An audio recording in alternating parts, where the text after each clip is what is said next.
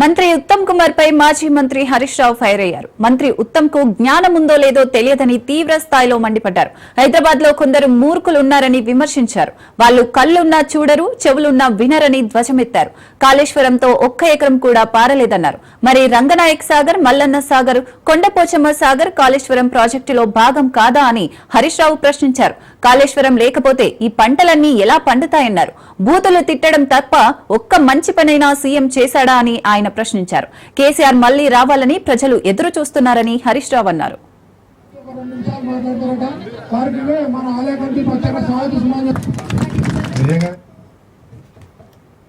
కాలమైనా కాకపోయినా కాళేశ్వరం నీళ్లతో రాఘవాపూర్ పెద్ద చెరువు నింపుకున్నాం. ఇలా యాసంగి పంట అయిపోయినాక కూడా చెరువు నిండుకున్నది. యాసంగి పంట అయిపోతే ఏమైనా ఉంటాయి, అసలు చుక్క ఉన్నది చెరువులో. కానీ ఇలా అదే రాఘవాపూర్ పెద్ద చెరువు ఎండాకాలంలో కూడా నిండు కుండలెక్క ఉన్నది. అంటే ఇది బీఆర్ఎస్ ప్రభుత్వం కేసీఆర్ చేసిన కృషి కాదు. కొంతమంది మూర్ఖులు హైదరాబాద్ లో మాట్లాడుతుంటారు. కళ్ళుండి చూడలేని వాళ్ళు, చెవులుండి వినలేని వాళ్ళు మాత్రమే అట్లా మాట్లాడతారు. ఆ ఉత్తమ్ కుమార్ రెడ్డి మరి జ్ఞానం ఉందా లేదా నాకైతే అర్థం కాదు. ఆయన మాట్లాడుతూ నేను ఎక్కడ సూర్యాపేటలో మాట్లాడి ఏమంటాడు, కాళేశ్వరంతో ఒక ఎకరం పారలేదు. మరి రాఘవాపు పెద్ద చెరువు నిండింది ఎట్లా, పారింది ఎట్లా? ఇంకేమైనా బుర్ర ఉన్నదా లేదా? రంగనాయక సాగర్ కాళేశ్వరంలో భాగం కాదా? రంగనాయక సాగర్ నిండింది నిజం కాదా? రంగనాయక సాగర్ నీళ్లు రాఘవాపూర్ పెద్ద చెరువులకు వచ్చింది నిజం కాదా? మల్లన్న సాగర్ నీళ్లు వచ్చింది నిజం కాదా? మరి ఆ నీళ్లు రాకపోతే అది కాళేశ్వరం రేఖ ముందు వచ్చినాయా?